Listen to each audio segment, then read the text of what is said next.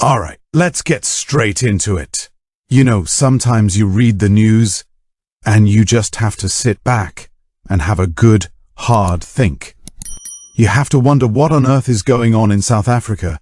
On the one hand, you've got the top brass, the chief of the South African Air Force, Lieutenant General Wiseman Mbambo, flying up to Nigeria, all smiles and handshakes, talking about strengthening ties and advancing regional security.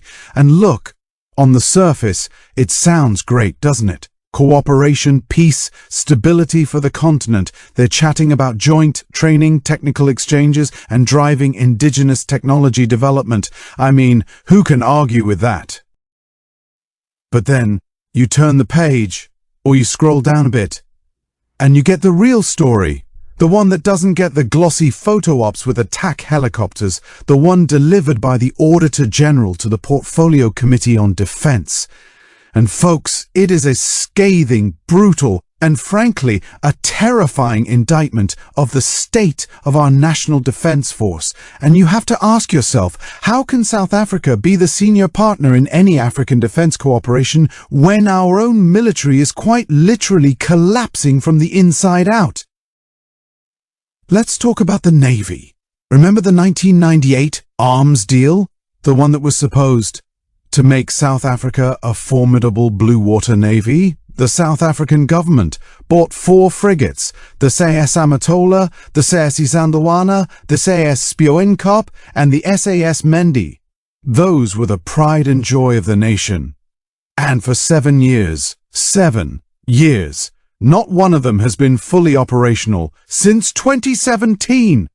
Can you even comprehend that? It's not that they're in for a service, it's a complete breakdown. The Auditor General found serious irregularities in the repair contracts, gross mismanagement, breaking procurement rules, massive cost overruns. The result? The primary naval combat readiness is 0, a complete loss. And who carries the legacy of that naval tradition in this country? For generations, it was a particular community, a minority, who saw the Navy as a proud career, a calling, and now, what do they have to look at? Their legacy, their contribution, rusting away in a harbour, while the minister in charge, Angie Motshekga, seems to be asleep at the wheel. This isn't just negligence, it's a national disgrace. It gets worse. It always does. While the equipment falls apart, the ANC government is funneling billions to foreign allies in what the report calls shady, unconstitutional deals. Projects Tusano and Kigala, those are the technical assistance programs with Cuba, were declared entirely irregular. They bypassed Treasury and wasted nearly 2 billion rand. 2 billion rand! And now, Project Zingwisa, with Chinese technical help at the sensitive Debrugami Mobilization Center, is following the same clandestine model. No transparency, no clear Treasury approval. So let me get this straight.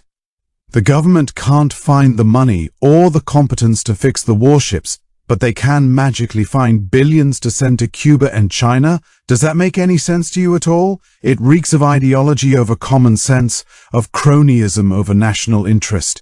And who pays the price? Every single South African who expects their borders to be secure, but especially those communities whose sons and daughters have historically served in these forces, who feel a deep patriotic connection to the integrity of the state institutions.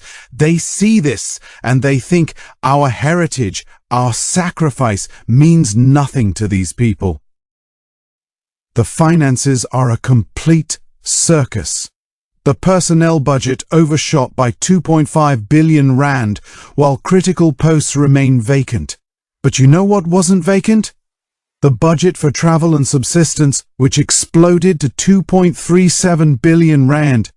So they can't afford to put a sailor on a functioning ship, but they can afford to put a bureaucrat in a business class seat. It's a slap in the face. It's a deliberate prioritization of luxury and patronage over the lives of the dedicated service members. This is the part that really gets me. There's a deliberate narrative pushed in this country that if you criticize this madness, you're somehow unpatriotic or stuck in the past. But let me tell you, true patriotism is wanting your country to be the best it can be. It's wanting a defense force that can actually defend, a navy that can actually sail. It's wanting transparency and accountability, not this endless vortex of corruption and decay.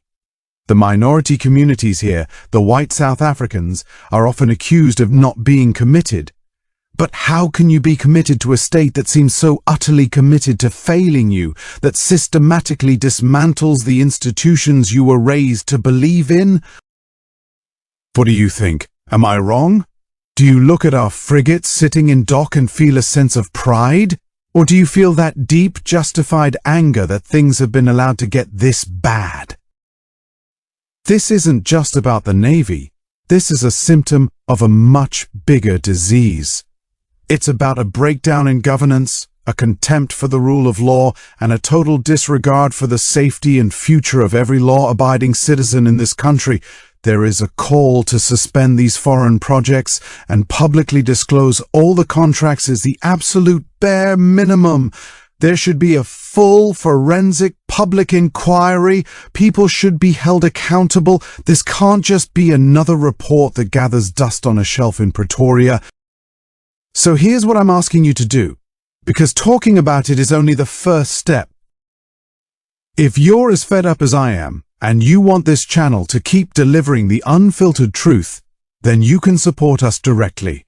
Join the channel membership. It lets us invest more time in deep dives like this. If you really felt this video hit home, hit that super thanks button and leave a donation. It makes a massive difference and tells me exactly what kind of stories matter to you. If you can't contribute financially, no problem at all, but you can still help massively. Let the ads play for at least 30 seconds if you can. It all adds up. And most importantly, it costs you nothing to subscribe, like, and share this video. Share it on our WhatsApp, groups, on Facebook, everywhere. Get this conversation going. Leave a comment below telling me what you think we should do next. How do we force this government to listen? The silence is what they're counting on. Let's break that silence together.